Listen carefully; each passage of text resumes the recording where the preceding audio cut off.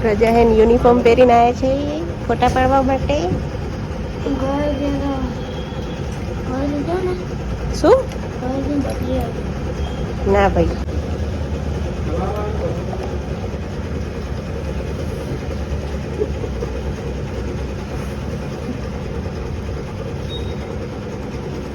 કરી દીધું બંધ લવસ.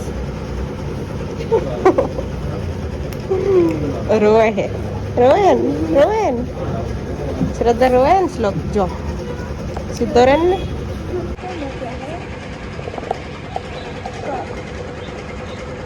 ફોટો વાળા બનાવવા માટે.